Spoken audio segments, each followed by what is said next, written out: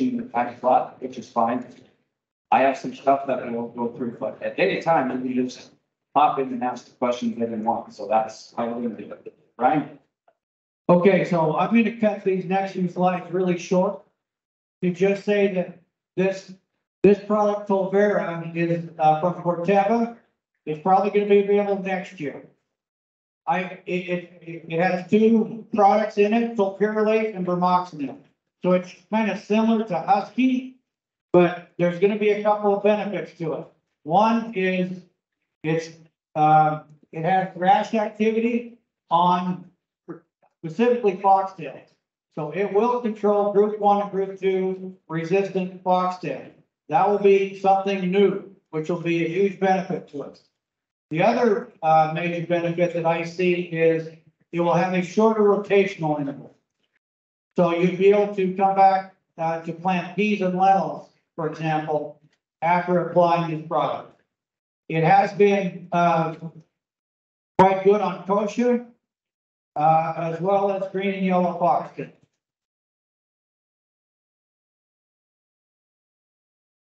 Okay, I'm going to skip through the slides here, the data. Another one that I'm going to talk about that I don't think is going to make it this year either is a product called Maestro EXT from New Farm. What it is an old product, dichlorprop, which is really close to 2,4-D. You see, the only difference is this methyl group right here that isn't right here. And what this is going to be is it's dichlorprop plus bromoxynil. And it's going to be called Maestro EXT. And again, unless there's a new farm rep here that's going to tell me that this is going to be labeled, I believe it's not going to be around until 25. But this product does control kochia that is tolerant to starmate. So this is a very good sign here.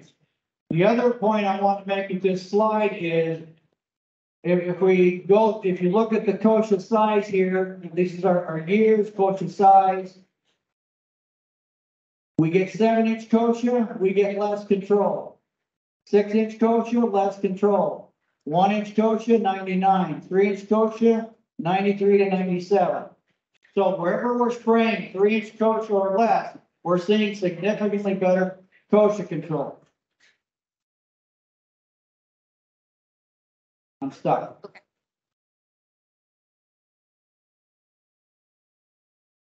Okay. The last thing I'm going to talk about is Zidua and Anthem Flex. Zidua and Anthem Flex are products that I believe can help us with grass control, with wild oat and foxtail control. I think they're going to be more effective as a fall application. And Dan here at BASF can correct me if I'm wrong.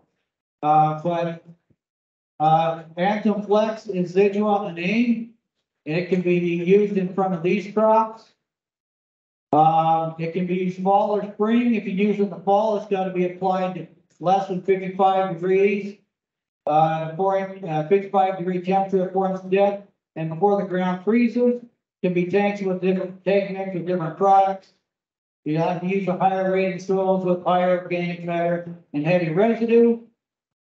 It says it claims control of foxtails, pigweeds, barnyard grass, and then suppresses other weeds like wild oat and kochia.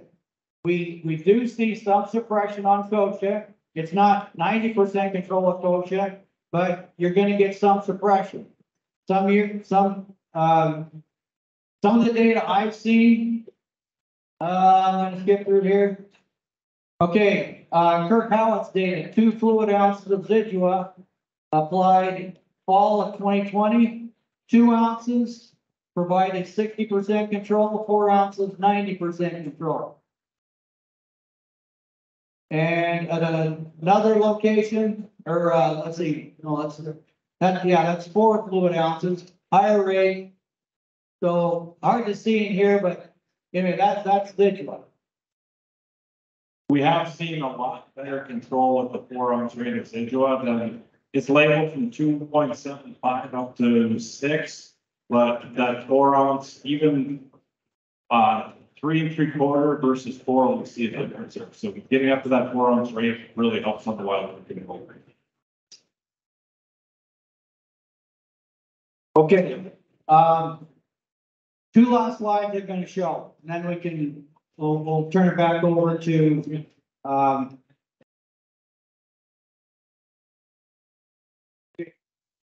okay, this is the wild oat testing that we've been doing. Notice, again, these samples are not randomly collected. Someone suspects resistance, they send them in to me. Percent resistance, in 48 samples. This is 48 samples, 92% were resistant to Puma, 100% resistant to Barrow, Gold Sky. You see, these numbers are ugly. This is ugly stuff. This is why you're telling me we're having a hard time controlling wild oat. This is maybe why we're looking at Zidra in the fall to help control some of this wild oat. And the other concerning thing was 44 or 48 were resistant to both Puma and Everest. Green foxtail numbers not quite as bad, but you look at the group 2s here, Everest, Gold Sky, Barrow, those numbers are starting to get up there. And this one's also concerning, starting to see a little bit more resistance with Select. Okay, I'm gonna stop there.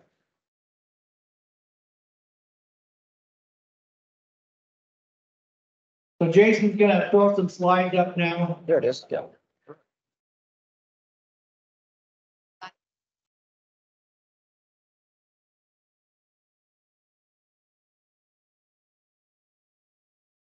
Okay, so these are some pictures I took from last year, and you can ask away. A lot of this is gonna tie into what Brian's just talked about. It's gonna tie into what the consultants panel talked about.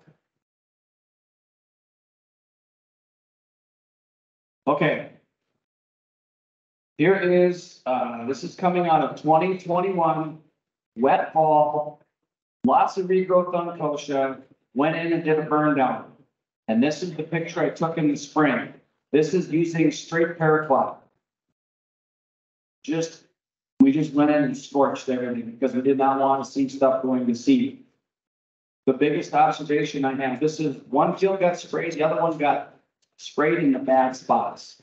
And we should have been spraying more of it. You'll notice that we have a lot more density where there was no burn down, and we have actually bigger kochia.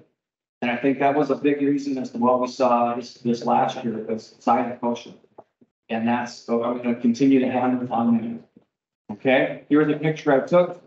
The wheat is germinating in the furrow. That's how big kochia was that we had to contend with right off the bat. So we will live or die in the burn down residual this year. It's that important. Okay, we cannot wait till stuff gets a lot bigger than we thought. Here is a couple of things, and Brian, you can probably talk to this. We've got some information. Size of kochia and density of kochia is a big thing when it comes to doing an application. This is a glyphosate, dicamba, sharpened application regular. So your thoughts on density of kochia? You know, the whole reason in the West that we've been pushing valor in the fall is for this reason, to reduce the density. Because when you get these kochia mats, it's very hard to get herbicide on every plant. Some of them are hiding underneath other plants, and so you can take out 80% of them, but you got 20% maybe lurking underneath. And so that's the benefit of the fall application, to reduce that spring emerging density. And then like you pointed out, there's not only fewer plants, but they're probably going to be smaller in the spring. So with that spring burn down, you're spraying fewer plants, you're spraying smaller plants. Also with that, as far as the densities go, I heard the consultant say it earlier, but it's also something that half the complaints I end up going on every spring or summer is coverage is a huge deal. When you've got that thick mat of post out there, 20 gallons of water is gonna do a heck of a lot better than 5, 10, or even 15. So getting that spray coverage on the actual plants is gonna help you kill them.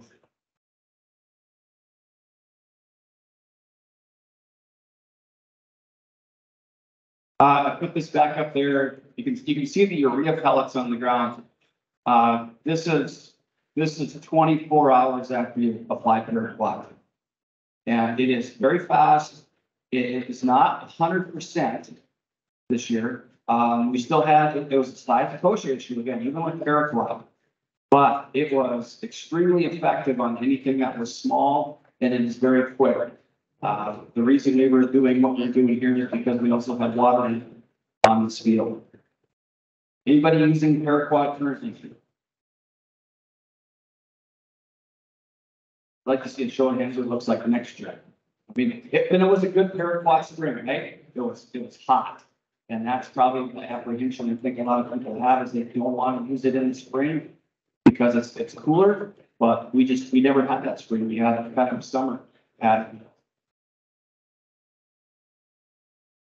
This was between the dust and the tracks. I felt that our kochia got such a big jump on us this year because of the amount of snow that we had. We insulated the ground. We kept the ground relatively warm compared to winters before. And so when the snow melted and it got warm right away, here we were. I mean, did you see that in your research? Yeah, kochia right away. Yeah, kochia came up very early. Yeah.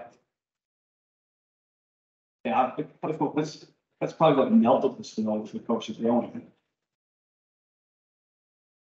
This is a pint equivalent. This is 12.8 of ingenious. So you got a pint out there. This is small kochia. And we had, I saw plants that when you're driving on the 4-wheeler, and all of a sudden you run across this and you have stuff that looks like you've got some control here and then stuff that isn't touched. There was noticeable a lot more of that this year.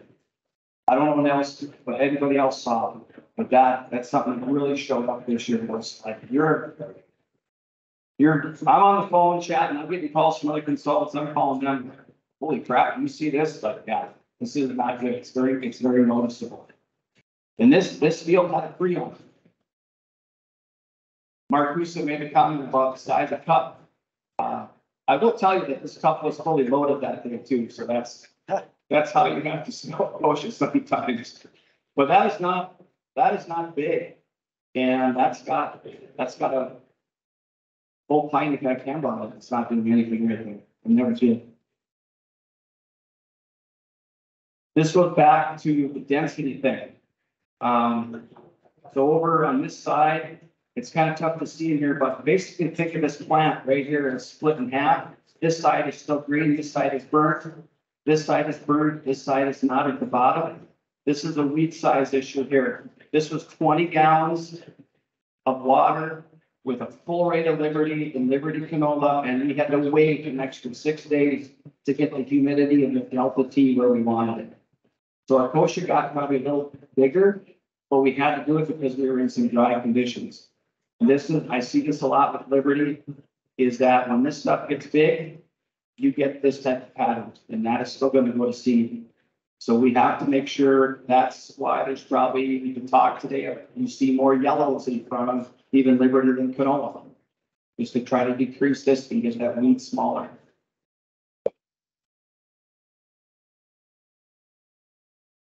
This what I see is aggressive free. This ties right back to what Dr. Jenks was talking about with that dicamba study.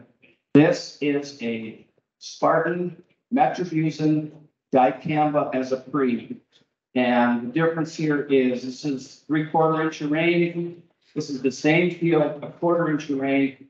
And these are tree rows that were taken out and piled up, and there's a line in between the next field, and they never got into spray. There's no tree at all on here. That gives you the eye. This is how important that residual is. And, so, yeah, dicamba, metribuzin, sulfentrazone, probably had glyphosate in there too.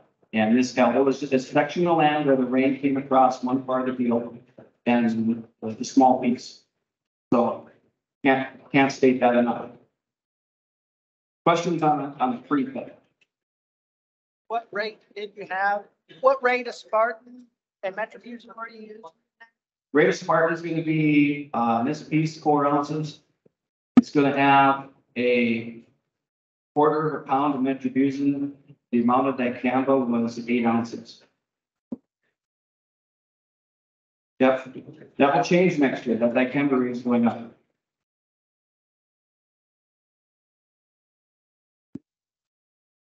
Dan, this is yours.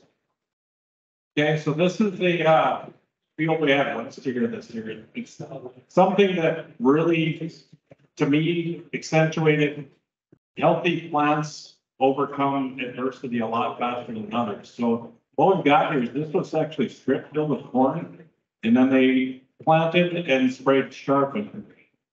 And what you can see here, you can see the strip fill the way it went, and this was on along the highland there. So they were going around the highland there with the strip fill, but you can see the greener parts of the kochia. And then where the sharpen actually worked in between, it worked better where the kochia was not in the fertilizer. So that's where you get the green and the light green there, and there you can see the rows of corn going right down middle of both of them. So just something, the healthier kochia plants, you're going to be able to overcome that herbicide application that much faster than ones that aren't doing whatever. What rate of sharpening is this? I believe this was 2 ounces. With glyphosate. Just something to make you guys think when you're, this one was a little bit puzzling when we first showed up because it didn't make a lot of sense, but once we started analyzing and taking a look at it, it made a lot more sense.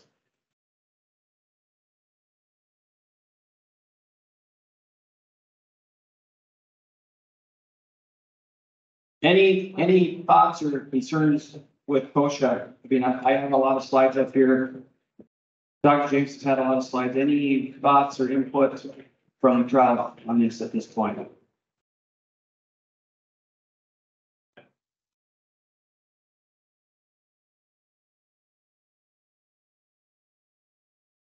In spring burned off the percent. Do you think there's a benefit kochia or other ways to adding Roundup into the next, or is that just a waste of money? So the question is, do you think it's worth putting glyphosate in the tank if you're doing a burn down for kochia? I would say it's probably going in things that are like foxtail barley or wild oats or things like that. I don't know if I saw any kochia that was, I would consider being killed by glyphosate until sometime in June. So if I can, I would like to replace glyphosate with paraquat. Well, we were doing paraquat. Paraquat Roundup together. Oh, paraquat and run it together? Is there a benefit to putting the Roundup in here? I don't think there is. I'll add to that. I agree. Okay, here's what I saw. And then there's data that out of Kansas where they showed Roundup and paraquat together.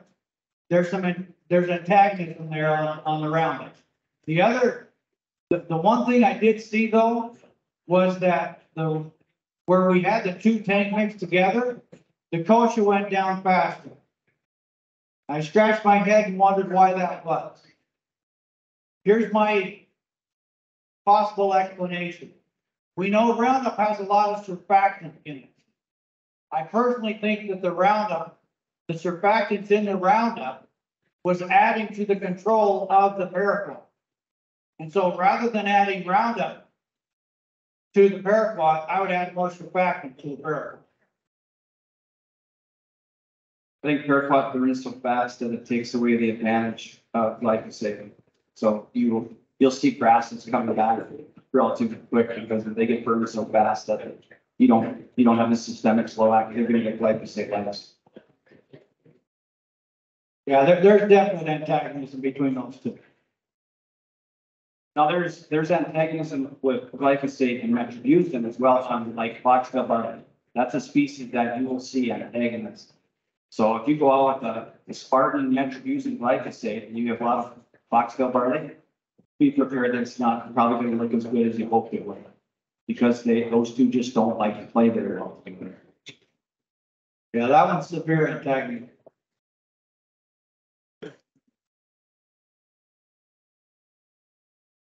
Okay, I have a question for Dana. So in our group 14 resistant kosher, we tested Valor and Spartan. We did not test Sharp. Has BASF looked at that? Do you have any reason to believe that Spartan or using 3 ounces of Sharpen would be any different than that there would be any less than that or resistant with a soil applied Sharpen? I do not, we have not tested that per se, but from what we've seen in the testing NDSU has done and stuff we've done in our laboratory, it doesn't look as though 3 ounces are going to do any better than what 2 ounces do. Soil applied, PPO resistance further south when you get into some of the water hemp and those type areas, they are still seeing those products working better as a soil applied. But from what we've seen, Sharpen, Posha, I don't know that we can see that. I mean, this PPO resistance is going to blow up a lot faster than it's in the Posha.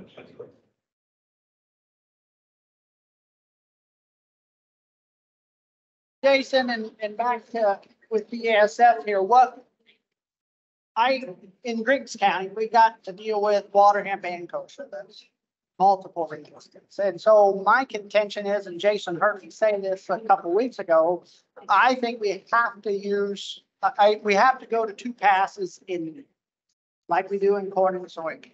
That's why I asked Ryan that question earlier. It does come down to cost, but I think with enough water hemp and kosher, and other weeds, it's still cost effective to use 3 ounces of sharpened soil and then come back with whatever we need on the backside post. But is that worth that money? I mean, 3 ounces is quite expensive. Do we get enough bang for our buck? You can go to us on the barley. Yeah. I think good like 2 ounces sharpened as a 3. I'm in that category right now that I have not had any issues with sharpened. I did this last year with foliar activity. It looked very poor, but a lot of that I attributed to just the weather conditions that we had. And I never got a rain to see if I could get the benefit out of the residual activity. That's what I was mostly using it for, was that I felt my Spartan and my Valor looked very good. So, but I am concerned, that's one of the benefits of bringing everybody from NDSU in this meeting, because you see different things from different parts of the state and stuff like that, so. And in my experience, just the sharpened or PPO resistance has been worse further west than the additive resistance in my experience. How far west? Rocky West. Okay. If you put a line on the south. It's so, Jeff, if you had to pick one, what's worse in Griggs County, kosher or water hemp? Well, there's more density and acreage of kosher because it's been there longer, right? Sure. But they're equal to each other in the amount of PO, glyphosate, and dicamba resistance within each species. The frequency is probably the same, but there's much more acres of kosher than there is water. Yeah. I kosher is manageable where I have vegetation across. That's probably one thing that stands out. The one slide that maybe it's in here, I don't know, if it auto save for me was that I did do some Paul Valor in this market, and it looked very good. So the point of it is that you saw my first slide is like fall very well. We can't say we manage, or we control it, say we manage it, some that starts in the fall. To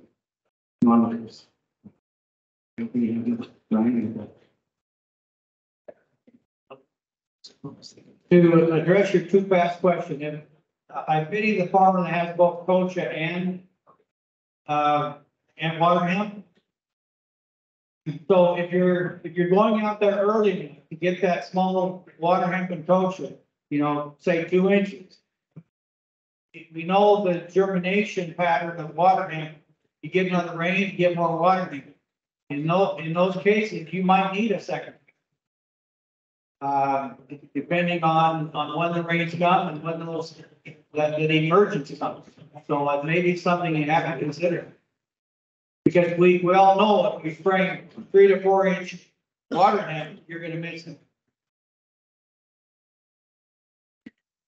I think we all have to be prepared that your consultant or your retailer agronomist is going to come to you one day and say, you know, we need to really think about a post-applied and lay-by residual product. And that could be, it isn't going to probably just be in soybeans or corn, it could be in other crops. So pretty soon we're looking at outlook, residua, or fuel, or some of these other things because of those problems, those weeds. We were dry this year, we had water, so we'll see what happens if you're interested, I think, so it's probably going to stay a little dry to start out, but yeah, we'll just have to see, but you have to be prepared that managing around that. I agree with the amount of resistance talk we've had the last couple of years. We've had a lot more weeds that are becoming resistant, where a layered residual program is going to be a much bigger deal as we go in the future. And using the products according to label. I mean, I know earlier I talked about water volumes, nozzle selection. There's a lot of key things that going into making herbicide work the way we want it to, and it's a big deal. And we need to make sure that there's not a lot of new stuff coming down the pipeline, you guys, as far as really good herbicides that take care of a lot of weeds. We need to take care of the stuff we've got there. Both these products are yours, Zidua and Sharpen. So if you've got, say, water hemp wheat, water hemp kochia, would you rather see 2 ounces of Sharpen or using Zidua? Zidua does a really good job on that. So that is a great product because I'm looking at something to produce any of the amaranth species. And it lasts longer out into the season. Yeah. That's a very good residual moving on it. Yeah.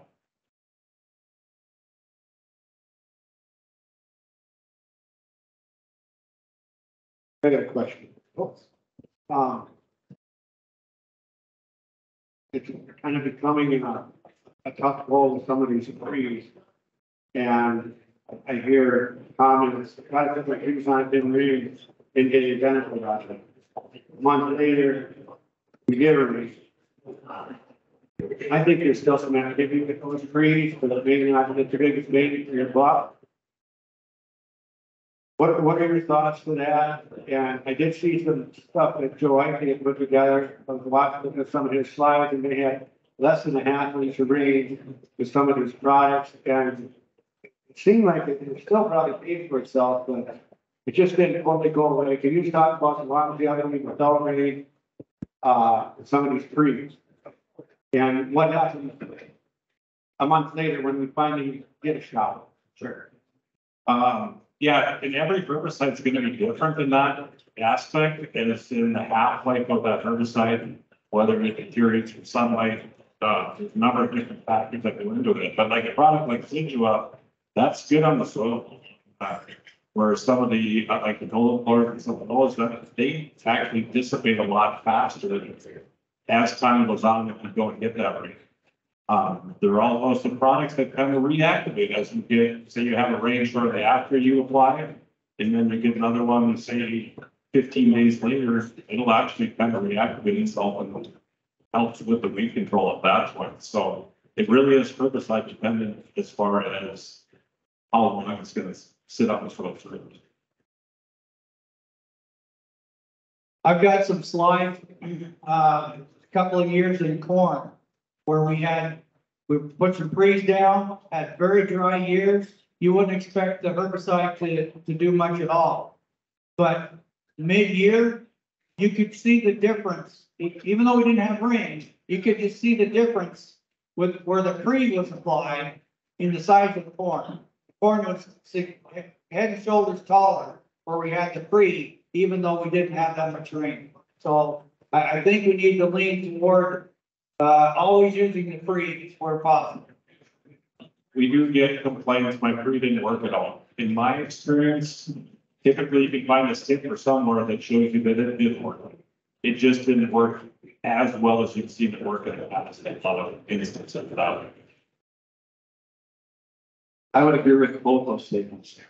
I have seen it multiple times where, if you go bare, better beware. Because you're gonna put a lot of pressure on your post-emergent and your weather's gonna change. I have seen Spartan in 2021 sit on the surface for 2.5 to 3 weeks. And then weeds would finally get some moisture to come through, and it was very weed height dependent. Catch 3/4 of an inch of rain and it would bring those weeds down. You had something like this big, dead. Something like this, mostly dead. Something like that, kind of probably gonna make it. Anything bigger than that, kind of made it through. So it's gonna stay there on the soil until it gets raining in. So, and I've seen the same thing Brian said, it just doesn't rain, it doesn't look like if you got a benefit, then you go and find a spot where it didn't get on or it shut off. And it's actually pretty amazing as to what it does. So if you want to put tremendous pressure on your post-emergent spraying, don't use pre-emerge. I'm just taking the most aggressive approach that you think you need to take. Just hammer down. You like Sidua as a pre better or in season? Yeah, question was, do you like Zidua as a pre or in season better? I guess it depends on what crop you're using and soybeans. And then also, I guess, OSHA, water hemp, depending on what you're going after there. If you're going early, or if you're going after OSHA, pre is a great combination. If you're going water hemp, sometimes it comes in a little later. Zidua does a good job there. So it's kind of got to pick and choose where you're really targeting.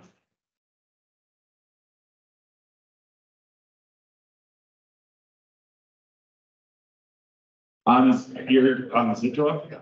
Okay, question was, how many gallons of water are you using on Zidua applications? The biggest thing there is coverage. You don't need to, maybe 10 is plenty. Going on a tree like that, you don't typically have to go. It's gonna get down on the soil surface, there you get the rain, it's gonna take it into the swing, so it's not as big a deal there. Part of coverage, because it doesn't have any foliar. It still is not gonna have any foliar activity, you still need that to wash it. Does anybody use anything more than 10 gallons putting a pre on? Couple?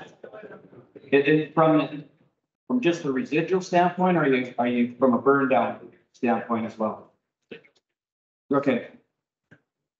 I'm just curious. I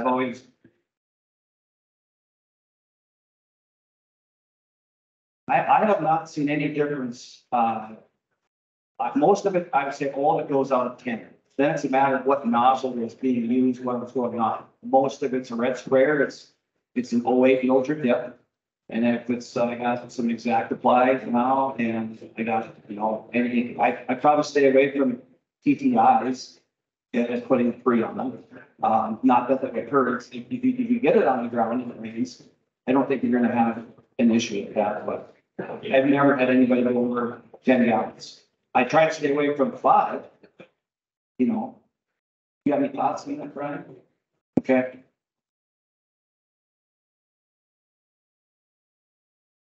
Okay, go ahead. Now you can go down with 15 more benefits than 10. If you're putting, if the count is going on with your pre, it's 15 better than 10. So, the one thing that I do is, in that case, I'm not using any TTI in that situation. That, I don't need to worry about. So it's an AI XR, it's the Ultra ULP John Deere TIF, that's the thing. If I have kosher that is up at the time of application, I'm assuming they're fairly small. Then I just adjust to what I feel we need to do. Okay, whether that is the pressure is going to go up, whether the water volume is going to go up. For sure, if there's any kosher up, and I got metribuzin for sulfentrazone in that combination, there is MSO in the thing. So I'm just, we want to get anything that's up burned off almost 100%. We try to strive for 100%. And if you got those tiny little kosher that are, that 15 gallons, I gonna get that better than 5 or 10. That's the, between dust on the sprayer, which we had to spray, and puff ball size kosher, that's the two biggest things working against us. With what's coming out that sprayer, regardless of what is in that tank, it's content.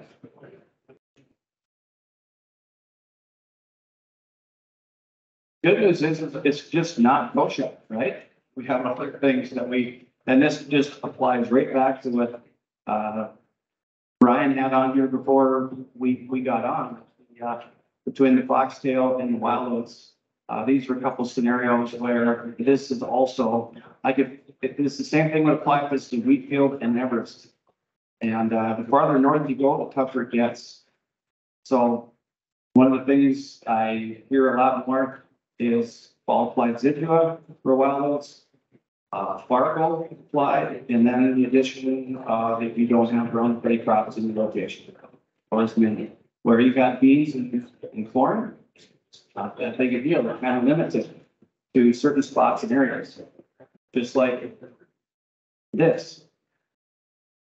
And so some of that, you might have to just go out and regardless of the species or the weed, it might have to get picked. Because these are gonna hang around for a long time. And in a lot of these dry gene growing areas, this is a increase in problem. And I've been seeing for 4 or 5 years, like spots where the wild oats coming in reflected in most of the other grass fields. And it gets tougher too when the buffeting is in combination with anything that's like Raptor and Ambassador, and it's dry. That combination really hampers Platinum. So I think platinum was the lowest number you had on your chart tonight, but me and Dan was like, well, I'm kind of thinking that's kind of low, you know, just from our standpoint. I will show you this. This is some redwood pigweed. The picture on the left is a week after application. It's got a 1/2 ounce of Express, and then the picture on the right is 2 weeks after. And this came through 4.5 ounces of sulfentrazone. If there's any weed that is the first to come through Spartan, it's generally the pigweed species. With the smallest seeded, that's the thing that breaks. And for the most part, we've had a lot of pigweed that we control approved too. But this is up in Cavalier County. This is a situation where we gotta adjust. And it didn't turn into that big of a yield issue, but there's the amount of seed production is something that we're going to be working on forever and we. So I'm very concerned with that. That's the slides I have. Questions or comments in addition?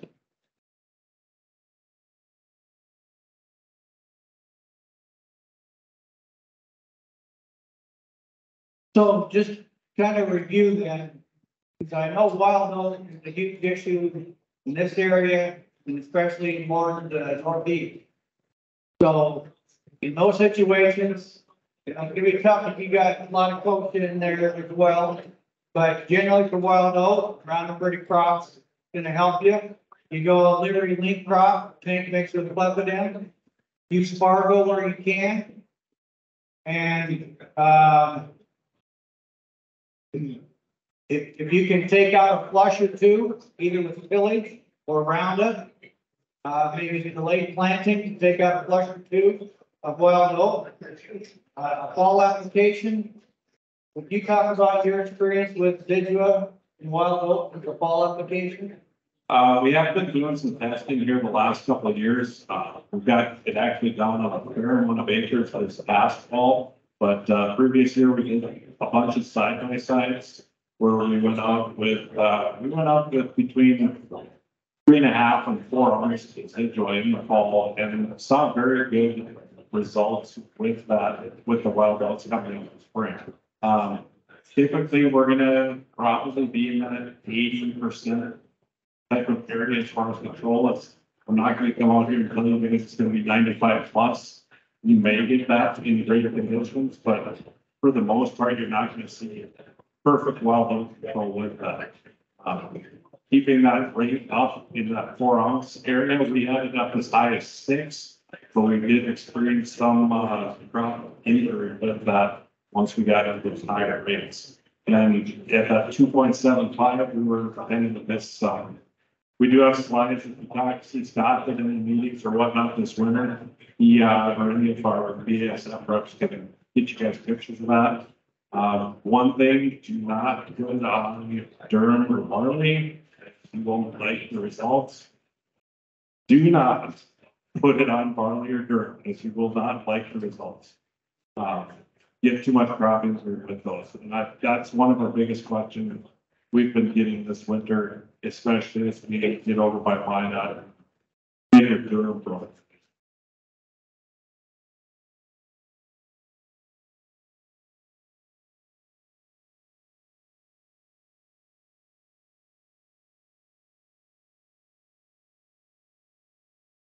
The comment was, beyond on, resistant foxtails and wild oak.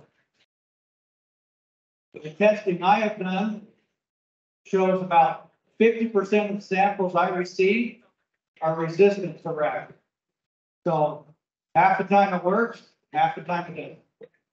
So you almost have to have the wild oak tested to determine how rack is going to respond. Good. Certain areas you're gonna have, certain areas you're gonna have resistance, others are not. That's, yeah, if you're in the one that doesn't, it'll work great. If you're not, it's not gonna work someplace. But as far as the foxtails go, yeah, the last couple of years, we have found more foxtail resistant to Raptor, but it's been rare.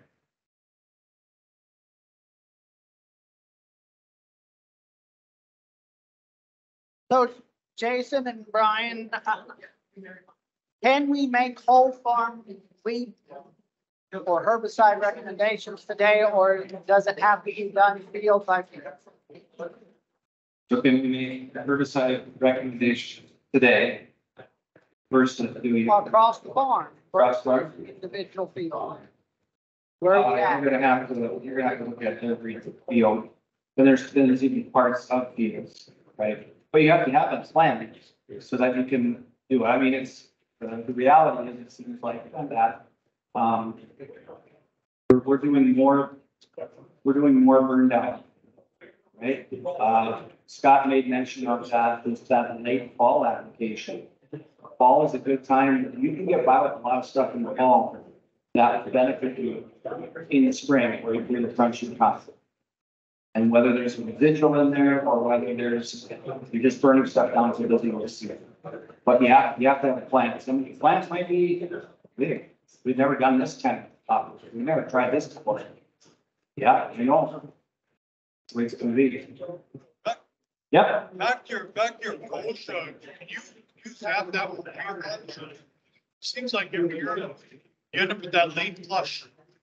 After you've sprayed it a couple times, So you're talking, what do you do with that late flush that always seems to come there?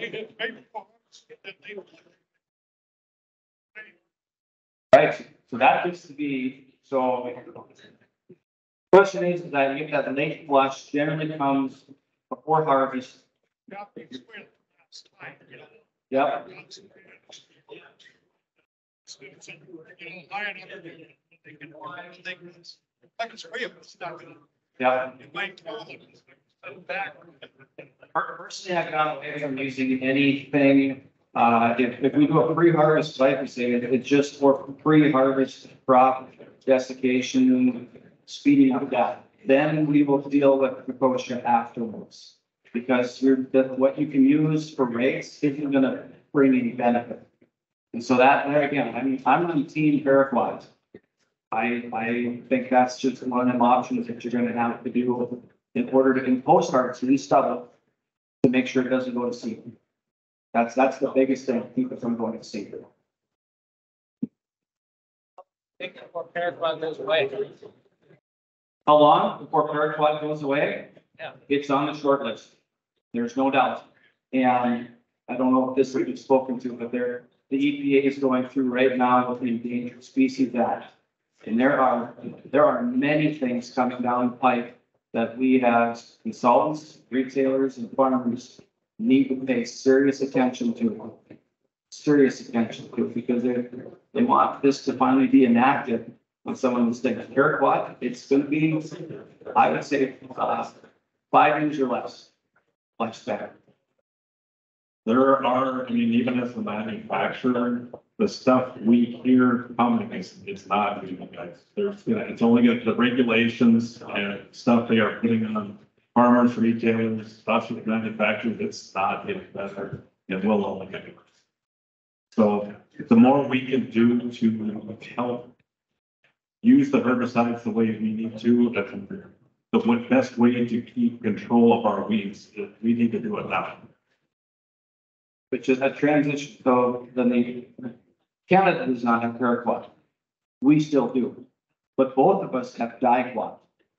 And I think Dr. Jenks has some data comparing it. I just want to transition that over to you, so you can kind of talk about it, because that would be the next thing that people would think of it. And we have been evaluating this in anticipation that the paraquat could, in the next few years, go away. And bottom line is, paraquat, diquat sound similar, but they're not similar. Paraquat is so much better than diquat. And if we have to rely on diquat,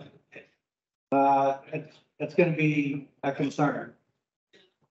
Because we had a study this year where, well, diquat is not that good on kochia.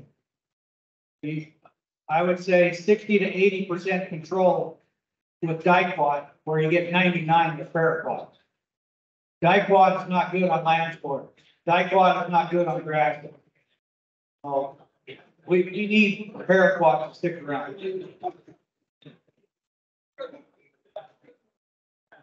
Jason, what about your opinion on the need for burn down, even if we do high-speed tillage in the spring? Vertical tillage, if you do vertical tillage, do we still need a burn down because we're not controlling all of the weeds with vertical tillage?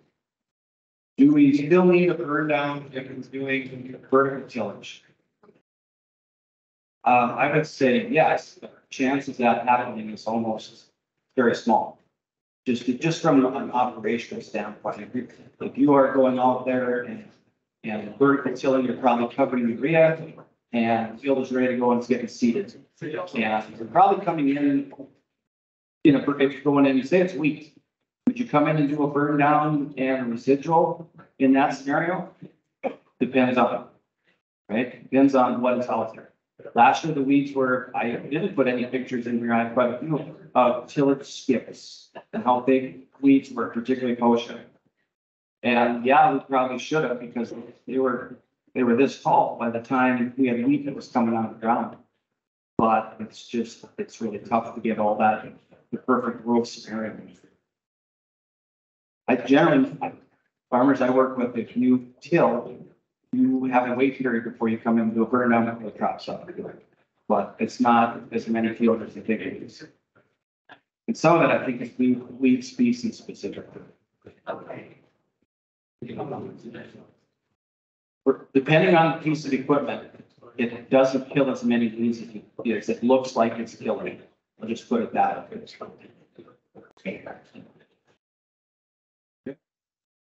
We appreciate your attention.